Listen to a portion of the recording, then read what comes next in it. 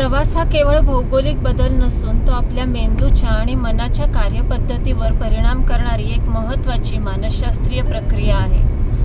रोजच्या ठराविक वातावरणात राहिल्यामुळे मेंदू एका सवयीच्या पॅटर्नमध्ये अडकतो, ज्यामुळे तणाव, कंटाळा आणि मानसिक थकवा वाढू शकतो. अशा वेळी वातावरणातील बदल मेंदूला नव्याने उत्तेजित करतो. प्रवास करताना नवीन दृश्ये, नवे अनुभव आणि वेगवेगळे संवेदनात्मक इनपुट्स मिळतात. यामुळे मेंदूमध्ये न्यूरोप्लास्टिसिटी सक्रिय होते, म्हणजेच मेंदू नवीन कनेक्शन्स तयार करतो आणि विचार करण्याची क्षमता अधिक लवचिक बनते.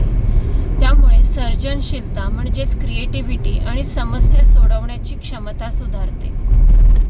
निसर्गाच्या सानिध्यात राहिल्याने मेंदूमधील तणावाशी संबंधित कार्टिसोल या हार्मोनचे प्रमाण कमी होते, तर सेरोटोनिन आणि डोपामिन सारखे फील गुड हार्मोन्स वाढतात. यामुळे मन शांत, स्थिर आणि आनंदी होते. ही प्रक्रिया मानसिक आरोग्य सुधारण्यास मदत करते.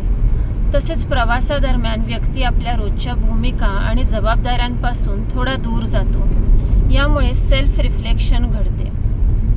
व्यक्ती स्वतःच्या भावना, विचार आणि गरजा अधिक स्पष्टपणे समजू लागते, ज्यामुळे भावनिक संतुलन सुधारते. एकत्र प्रवास केल्यास सामाजिक बंध मजबूत होतात, कारण एकत्र अनुभव घेतल्याने भावनिक जोड अधिक घट्ट होते. यामुळे व्यक्तीला सुरक्षितता आणि आपलेपणाची भावना मिळते, जी मानसिक आरोग्यासाठी अत्यंत महत्त्वाची आहे. म्हणूनच प्रवास हा केवळ बाह्य जगाचा अनुभव नसून तो मेंदू, भावना आणि व्यक्तिमत्व विकासासाठी एक प्रभावी मानसशास्त्रीय साधन आहे.